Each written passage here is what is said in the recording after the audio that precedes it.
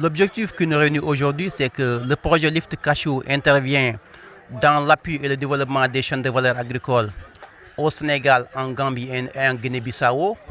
Et aujourd'hui, nous avons réuni l'ensemble des acteurs de la chaîne de valeur, les transformateurs, les producteurs regroupés sous forme de coopératives, mais également les traders.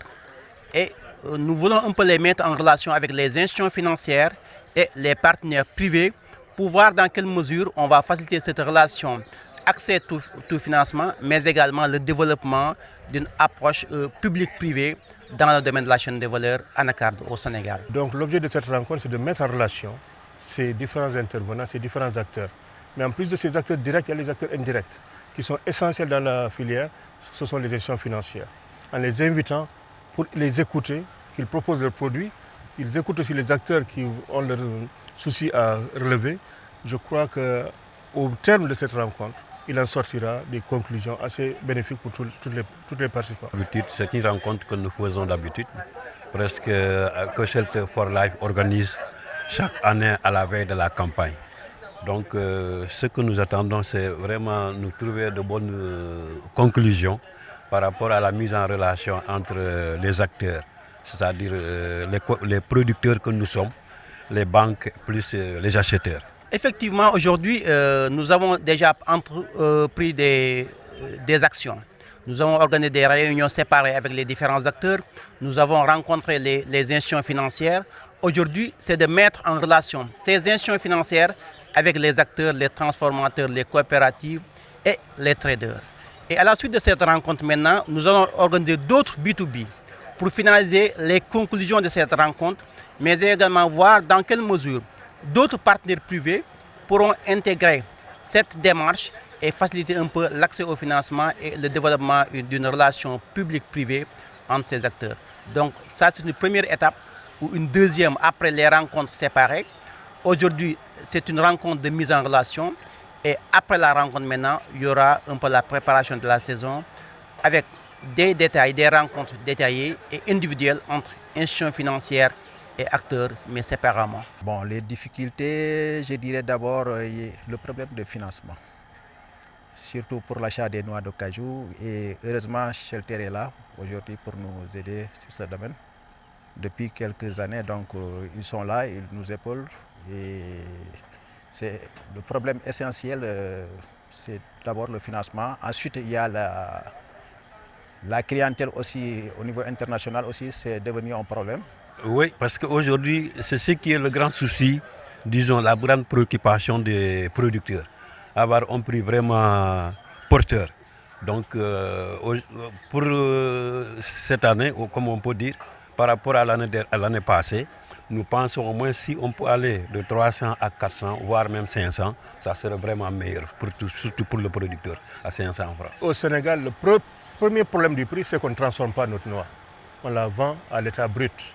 Et cet état brut est déterminé par d'autres qui l'achètent. Au besoin, ils en ont besoin en quantité, ils vont mettre le prix. Ils n'en ont pas besoin, ils vont retirer le prix. Donc c'est un produit de spéculation. Il n'y a pas de prix minimum, prix maximal. Il y a un prix du marché du jour. Autrement dit, aujourd'hui, personne ne peut dire que j'ai signé un contrat à l'export tant que le produit n'est pas disponible. Et quand il est disponible, vous discutez les prix pour le déterminer. C'est pourquoi l'interruption cajou du Sénégal n'a jamais imposé un prix minimum ou un prix. Cependant, il donne des prix indicatifs et des prix conseillés pour que l'information qu'il a pu collecter de partout puisse servir le producteur à pouvoir apprécier et décider. Aujourd'hui, si l'interprofession veut définir un prix minimal, c'est un peu saboter le business. Mais aujourd'hui, ce qu'il y a lieu de faire, c'est d'écouter le marché mondial qui dit son prix et qu'on informe le producteur pour voir à quel moment il faut vendre, à quel moment il faut faire la rétention de stock. Cette information lui permet d'apprécier et de se dessaisir ou de maintenir son produit avec lui-même. Donc nous sommes un conseil, un alerte. Toute richesse créée n'est créée que par l'industrialisation. Aujourd'hui, si Shelter va appuyer la transformation, c'est parce qu'ils savent que c'est là où on va créer de la valeur ajoutée. C'est là où on va créer des richesses, c'est là où on va créer des emplois. Vous savez que chaque 100 tonnes de cajou exporté à l'état brut, c'est 300 emplois, à la limite, c'est 30 emplois qu'on perd par 100 tonnes. 300 emplois par 1000 tonnes, 3 emplois par 10 tonnes. Et si on transformait et on maintenait ces emplois, imaginez que le Sénégal aujourd'hui a exporté 164 000 tonnes. Multiplier 164 000 tonnes, divisé par 10 fois 3 personnes. Vous êtes à combien de milliers d'emplois créés pour 12 mois? Et si ça renouvelle tous les ans, ça veut dire qu'il y a de l'emploi stable pour le Sénégal. Cette immigration clandestine qui est l'objet de toutes les discussions, c'est parce qu'il n'y a pas de transformation. Mais aussi, vous ne pouvez pas empêcher d'exploiter l'état brut s'il n'y a pas d'unité de transformation. À quoi sert le cajou s'il n'est pas transformé?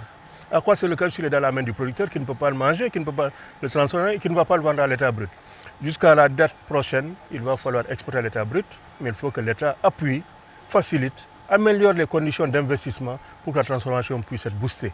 Et de là, nous créons beaucoup d'emplois et beaucoup de richesses et le pays en bénéficiera de tout le temps.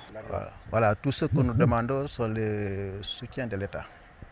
Parce que l'État doit savoir aussi aujourd'hui que le secteur de l'anacarte est un secteur porteur qui, avec les transformateurs, aujourd'hui, recrute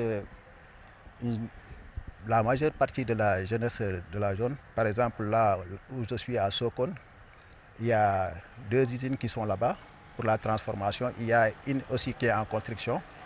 Et plus de 300 jeunes travaillent actuellement dans ces usines-là. Pour une petite ville comme Sokone, vous voyez comment. Donc c'est à cause de ça que nous avons besoin vraiment du soutien de l'État pour la subvention au niveau pour les exportations et la subvention aussi pour la transformation des noix de cajou comme le font le gouvernement ivoirien. Donc il y a aussi le soutien nous avons besoin aussi du soutien des institutions financières parce qu'ils demandent vraiment des garanties que nous ne pouvons pas honorer. Ils demandent beaucoup de garanties. Donc si aussi ils peuvent vraiment nous aider à ce domaine. Donc voilà.